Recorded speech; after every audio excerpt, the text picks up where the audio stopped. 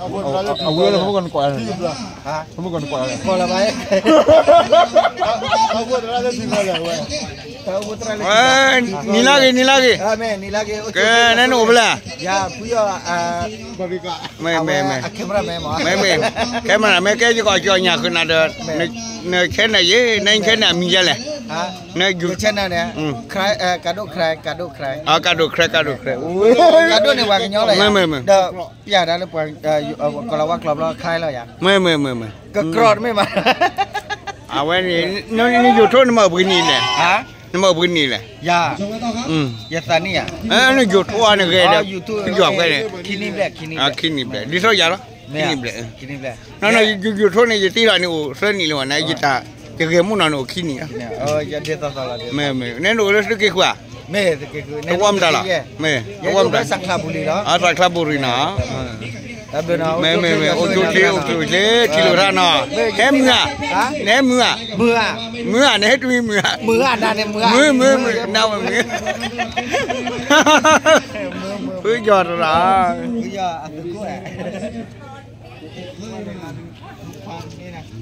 ออกมาทางฝั่งขวาให้กับหมายเลข10นี่โอเคBCหักเข้าเลยครับหมายเลข10ติดหมายเลข10เช่นกันนะของทางเกสเมเน่ยังพิงบอลได้อยู่ไปโยนยาวมาไม่ทันครับหมายเลข7เข้ามือผู้สาประตูของเคดูนะBCได้บอล รถบ้า เข้ากลางแต่ใจที่เหลือท่าสิ่งน่ะแต่ไปเหตุที่เราทำแต่คือไม่ได้เลยว่าไม่ได้นั่นเลยยูทูบจะเราจะนั่งเดี๋ยวนั่งเกี่ยนั่นเลยยูทูบแล้วแล้วพูดหยอดแล้วบ้าอีกกี่ใบลูกจะได้เนาะมือไปตามดูพัดหรอใส่ยาตะชุกี้เราเลดี้ที่รับพี่ดูมาเลยโอ้ยBC เข้ามาเลยครับจากโกดังเข้ามาเลข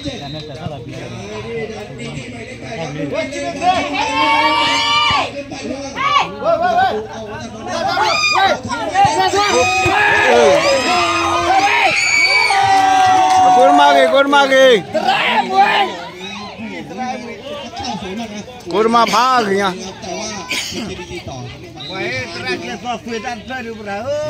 บอลมาทางซ้ายมาสายจ่าเข้ามายังยิงไม่ได้เข้ามาที่กลางมาทางขวาไปที่10ไปที่10ของเทพไม่จังไม่ได้กระจันดาวไปมาที่จันวันชัยหมายเลข28ไปกับโกดาไปไม่ได้ฮะก็เพิ่มพี่บอลนะก็เราไปถึงแพ้ได้เชียงใหม่กับเกษตรส่วนสนามที่2เป็นมูสกี้นะแต่ที่เว้ยเล่นสนามเดียวแล้วโอเคเล่นสนามเดียวแล้วคน1 คน 2ก็ตามแล้วคู่ที่3กับซาโนคู่ที่4กับเราสีกับตากครับผมกรรมการเลยครับแล้วตามที่ประชาสัมพันธ์ไปนะครับเสื้อกีฬานะครับของเขตเราสีนะครับเสื้อนะครับสนับสนุนกันได้นะครับเสื้อคอปกนะครับตัวละ250 บาทเว้ยว่ากับไอ้กีฬาวันกันมีเรื่องสปอร์ตจะหาเลยเว้ยปะทุบบ่อเว้มตาเลยฮะคือบิทุบบอลมันตาเลย